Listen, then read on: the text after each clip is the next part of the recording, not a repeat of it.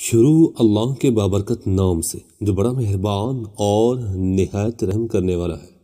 حضرت ابو ہریرہ رضی اللہ عنہ سے مروی ہے، انہوں نے کہا کہ رسول اللہ صلی اللہ علیہ وسلم نے فرمایا، جب تک میں تمہیں کچھ نہ بتاؤں مجھے چھوڑے رکھو، اور جب تمہیں کوئی بات بتاؤں تو اسے اچھی طرح یاد کر لو، کیونکہ تم سے پہلے لوگ کثرت سوال اور اپنے انبیاء سے اختلاف کی بنا پر ہلاک ہوئے۔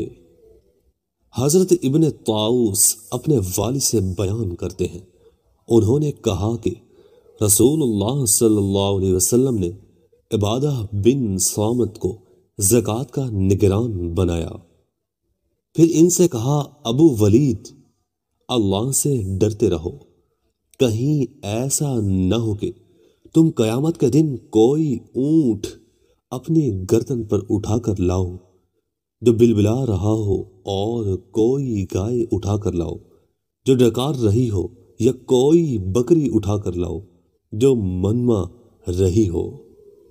حضرت جابر بن عبداللہ رضی اللہ عنہ سے مروی ہے کہ رسول اللہ صلی اللہ علیہ وسلم نے فرمایا، ظلم سے بچو، کیونکہ ظلم قیامت کے دن اندھیروں کا سبب ہوگا، اور بخیلی سے بچو، کیونکہ بخیلی نے تم سے پہلے لوگوں کو ہلاک کر دیا۔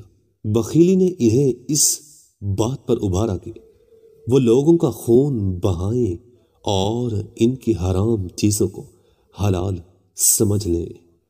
حضرت سہل بن ابی حسمہ سے مروی ہے، انہوں نے کہا کہ میں نے نبی صلی اللہ علیہ وسلم سے سنا، آپ منبر پر فرماتے، 7 کبیرہ گناہوں سے بچو۔ لوگ خاموش رہے، کوئی شخص نہ بولا۔ آپ نے فرمایا، کیا تم مجھ سے ان کے بارے میں سوال نہیں کرو گے؟